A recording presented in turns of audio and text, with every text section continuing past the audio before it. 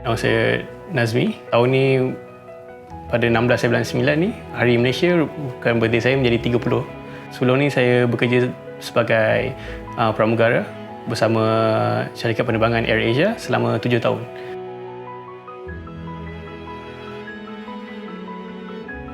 Saya rasa tak silap saya pada 29 bulan 1 saya actually terima dari satu message daripada management untuk sukarelawan untuk pergi ke misi Wuhan. Bila saya terima message tu, tanpa berfikir, saya actually telah letak nama saya kat dalam list tersebut.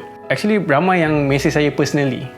Diorang cakap, serius ke nak pergi? At that time kita tak ada banyak informasi pasal COVID-19. Information kita dapat adalah daripada China, di mana diorang dah, Wuhan itu sendiri dah lockdown. Ada juga kawan-kawan saya yang mesej saya cakap sebab time tu isteri saya tengah mengandung. Diorang risau yang diorang macam kalau ada apa-apa berlaku nanti macam mana dengan isteri nanti, sebab balik tu memang kena kuarantin. Saya memang sentiasa dengan pendirian saya yang saya suka menolong orang. Saya selalu fikirkan yang kita kena letak diri kita kat tempat orang lain untuk faham. Kita boleh bayangkan kalau family member kita yang dekat Wuhan yang nak balik, dan kalau saya diberi peluang untuk membantu, memang saya akan buat.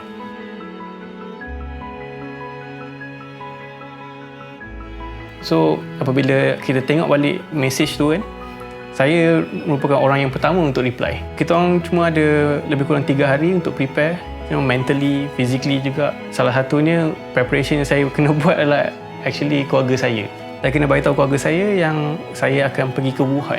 Time itulah mungkin dia punya drama sikit dengan isteri sebab masing-masing risau.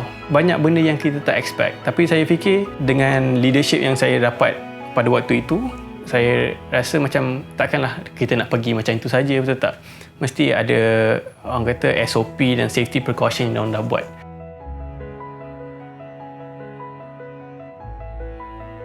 Kita orang telah diberi taklimat daripada local authorities macam NADMA. Kita ada Kementerian Kesihatan juga telah memberi taklimat daripada bahagian mereka.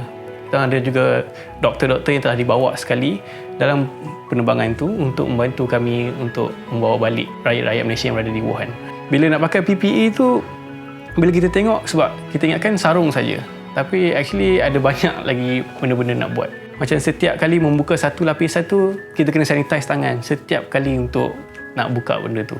Kita orang bagi taklimat macam di mana penumpang kena pergi, bagaimana zon-zon dalam pesawat tu telah diaturkan. Kita orang ada daripada green zone, red zone dengan yellow zone. Kebetulan pula saya pula dibagi posisi untuk duduk di belakang, dikira sebagai red zone di mana kita orang akan ada limited contact. Actually kita orang akan dekat bersama penumpang-penumpang tu. Sebagai anak kapal, selama ni kita akan cuba sedaya upaya untuk tolong tau. Tapi pada waktu itu pergerakan kita orang terhad untuk membantu diorang.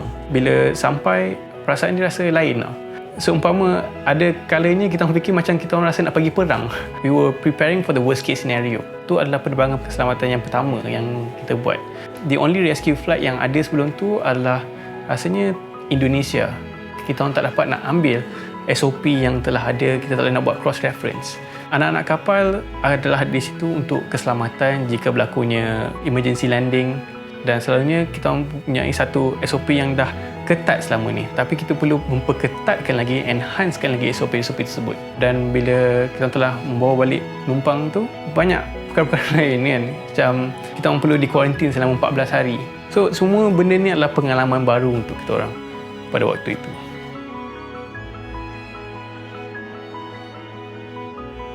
Setiap kali penerbangan, kita orang selalu fikirkan worst case scenario. Kita orang selalu dalam kepala kita orang, kalau benda ni berlaku, apa kita perlu buat. Cuba bayangkan penumpang ni, diorang telah pun di-quarantine di Wuhan. Air travel is very stressful. Cuba bayangkan, kita dah biasa cakap selamat datang ke apa semua tu. Untuk hari tu, cara interaksi tu lain. Kita tak tahu, mungkin penumpang ni, mungkin diorang dah penat. Wuhan tu bukannya tempat yang kecil. Kemungkinan diorang terpaksa travel mungkin 3-4 jam untuk datang ke airport.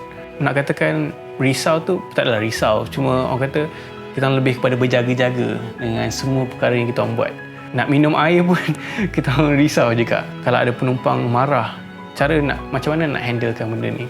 Kita rasa bangga jugalah dipilih untuk membuat penerbangan tu Ini salah satu penerbangan yang akan mengubah, dan COVID-19 ni adalah satu yang telah mengubah cara hidup satu dunia, bukannya negara kita saja. Korang pelik tak yang kadang-kadang tak nampak orang lain buat video untuk buat rescue flight ni ke apa semua tu. Actually, bila untuk pergi rescue flight ni, semua barang-barang kita orang akan letak dalam ziplock bag. Kecuali pasport je yang kita ada dengan kita orang. Sebab semua benda-benda yang telah dibawa ke sana tu, kalau ada contamination, mungkin barang-barang ni perlu dibakar. Tapi time tu saya fikir mungkin 30 tahun daripada sekarang ke, penerbangan ni adalah salah satu benda yang akan tertulis dalam sejarah, dan saya rasa saya nak tengok balik apa yang telah berlaku, dan juga untuk mungkin kita boleh sharekan kepada orang lain supaya diorang dapat lihat juga apa yang berlaku dalam penerbangan tu.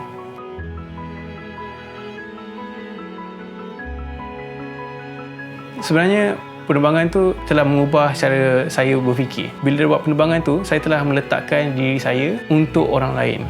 Ramai orang kontak saya bila balik tu kan. Salah satunya macam diorang cakap, we're so proud of you ke apa semua tu. Ada juga orang yang saya tak kenal telah kontak saya, PM saya personally daripada Facebook, Instagram. Ada yang kata macam bila semua benda ni dah habis, boleh datang rumah, dia nak masakkan kari. So dia menunjukkan satu lagi, the unity. Sebab orang-orang yang saya tak kenal, selama ni kita tengok video-video viral kat internet ke, benda tak pernah berlaku kat kita. Pada waktu tu saya tak fikir pun sebenarnya sebagai hero ke apa benda. Sebab saya cuma melakukan tugas saya yang saya rasa benda tu betul. When you think that the action was right, tak perlukan justify benda yang betul yang sepatutnya dilakukan.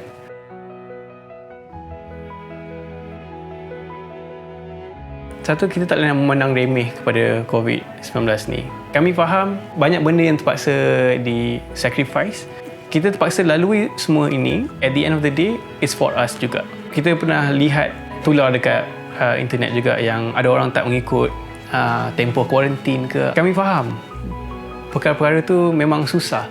Sebab saya pun pernah kuarantin selama 14 hari. Saya cakap mengikut pengalaman. Saya nak jumpa keluarga saya sendiri pun tak susah time tu. Saya tak dapat nak peluk isteri saya yang tengah mengandung pada waktu itu. Isteri saya telah lahirkan anak ketika waktu PKP, di mana saya tak dapat nak berada di samping isteri saya selama 5 hari. Saya tak dapat nak berjumpa dengan anak saya juga. Mungkin lagi setahun daripada sekarang, apabila semua benda ni telah habis, kita dapat enjoy the lives that we had because the sacrifice that we did right now. Bila kes-kes telah naik, kita nak kembali kepada PKP. Semua orang tahu perasaan ketika berada di dalam PKP, di mana orang tak dapat nak pergi bekerja untuk mencari rezeki untuk family diorang. We went through the hardship, now we can enjoy our lives as we had before.